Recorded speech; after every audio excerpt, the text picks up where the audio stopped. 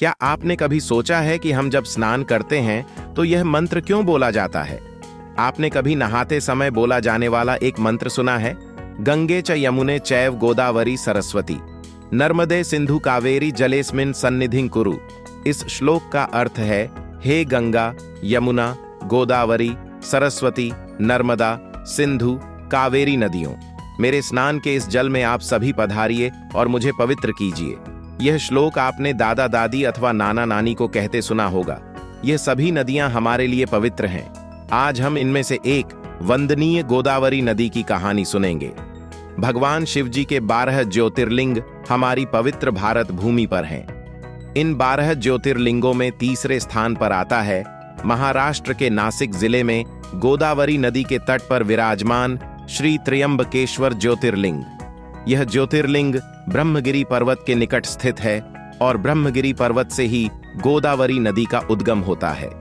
भगवान शिव जी के 3 नेत्र होने के कारण उन्हें त्र्यंबकेश्वर कहा जाता है।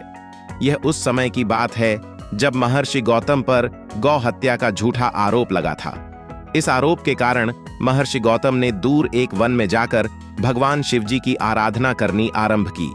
महर्षि गौतम का निश्चय इतना दृढ़ था कि उन्होंने धूप, गर्मी, ठंड, बारिश एवं जंगली जीवों का भय न रखते हुए अपनी तपस्या जारी रखी। उन्होंने बड़ा कठोर तप किया। उनकी भक्ति और कठोर तपस्या के कारण वन का वह भाग जिसे उन्होंने अपनी तपोभूमि बनाया था, वहां दिव्य तेज उत्पन्न हो गया। उनकी भक्ति से प्रसन्न होकर भगवान शिव जी ने उन्हें दर्शन दिए और मनोवांछित वर मांगने को कहा। तब उन्होंने भगवान भोलेनाथ से कहा, प्रभु, यदि मेरी भक्ति सच्ची है तो कृपा करके यहाँ देवी गंगा को नदी के रूप में भेजें, जिससे मुझ पर लगा गौ हत्या का आरोप झूठा साबित हो जाएगा।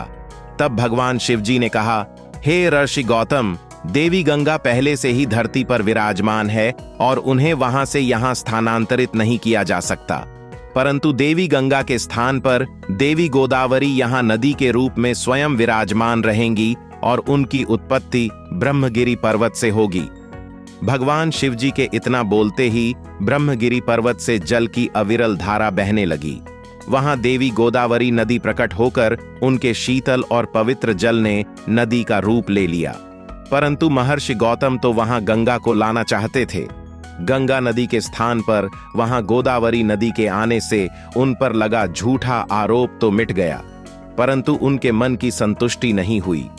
देवी गोदावरी को गौतम ऋषि की मन की स्थिति समझ में आई। उन्होंने भगवान शिव जी से प्रार्थना की, हे शिव जी, आप यहाँ ज्योतिर्लिंग के रूप में विराजमान हो जाएं। भगवान शिव जी ने देवी गोदावरी की यह बात सहर्ष स्वीकार कर ली और कहा कि आज से यह ज्योतिर्लिंग त्र्यंबकेश्वर के नाम से जाना जाएगा। जो भी मनुष्य सच्चे मन और उचित भावना से गोदावरी नदी में स्नान करने के बाद इस ज्योतिर्लिंग के दर्शन करेगा, उसकी सभी इच्छाएं पूरी हो जाएंगी। इसलिए गोदावरी नदी मां गंगा के समान पवित्र है। महर्षि गौतम से संबंध जुड़ जाने के कारण गोदावरी नदी को गौतमी के नाम से भी जाना जाता है। इस नदी में स्नान करने से सारे पाप धुल जाते हैं, इसलिए इसको वृद्ध गंगा और प्राचीन गंगा के नाम से भी जाना जाता है। गोदावरी नदी भारत के 4 राज्य महाराष्ट्र, तेलंगाना, छत्तीसगढ़ और आंध्र प्रदेश में बहती है।